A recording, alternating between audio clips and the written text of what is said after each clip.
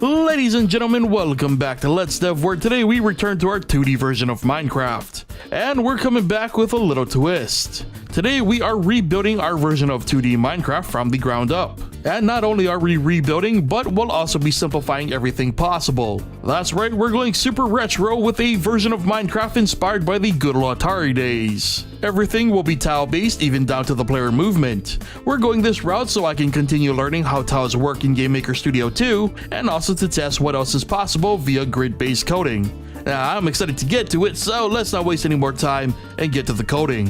First up was player movement, which I wanted to tackle differently for this project.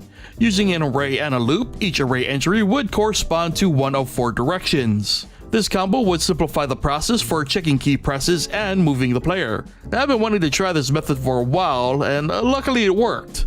The player was able to move tile by tile based off key presses, all through a simple loop. Also, while we're here, since this Steve sprite is technically lifted from Pitfall, does this also make this project a Minecraft/Pitfall crossover? Anyway, so next was setting up the grid, aka the most important part of this whole thing.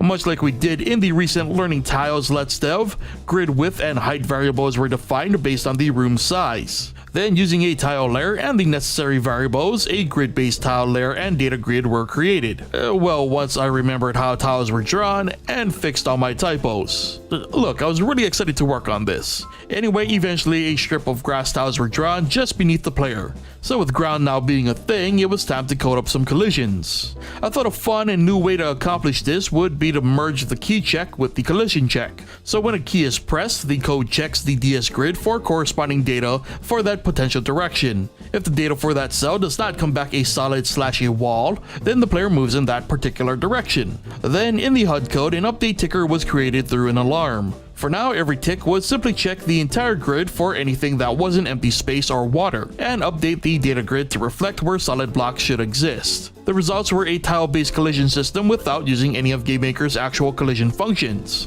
The player is able to navigate each cell freely unless that cell is marked as a solid in the data grid. And so now that collisions were working, we needed to add some gravity.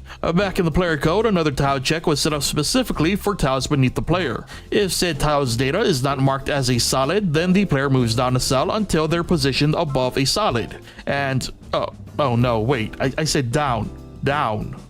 Okay, yes. With this added, our player now technically had gravity and would fall down when not above a solid tile. However, as great as this was, the falling felt a little too abrupt for the aesthetic we were going for. So instead of checking every step, the entire process was moved to the update ticker. This change allowed the falling to not only be more controllable, but more in line with the retro aesthetic we're aiming for. And so now that our basics were covered, it was time to start messing with tile manipulation. In the spawn code, several more rows of grass tiles were drawn. Then in the player code, a couple variables would keep track of the nearest grid cell to the mouse's position. Then checking for that left click, the code would quote-unquote delete the tile from the grid. And to reflect these changes, a conditional was added to the update ticker to remove solid status from any newly empty cells.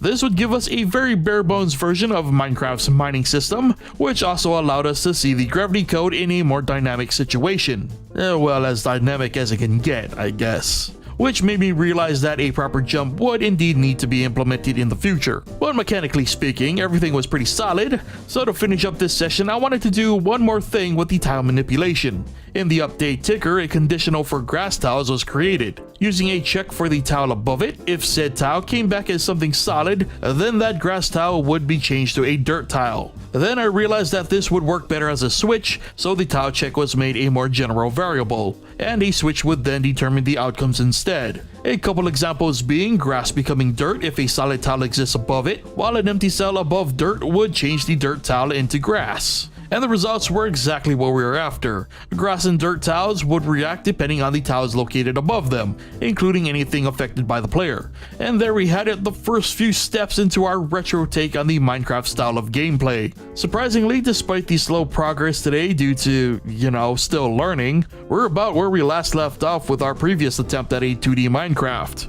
However, as you can see from the FPS counter at the top left, the performance of this version is far better than the previous. we're maintaining an average FPS that's higher than the previous version, which, as you may remember, required a bunch of instance activation shenanigans just to maintain. It goes to show just how much more efficient tiles are to sprites and objects in bulk. Although I will admit that going frame by frame, there are a few weird moments where the FPS drops to around 400, but immediately shoots back up to over 11,000. That's all while maintaining a solid 60 though. Not sure what to make of that just yet. Anyway, for now, that'll do it for this episode of Let's Dev, so leave a like if you enjoyed the episode, subscribe and turn on notifications if you haven't already, and leave your thoughts on our progress in the comment section below. Thank you so much for watching, and I'll see you guys next time.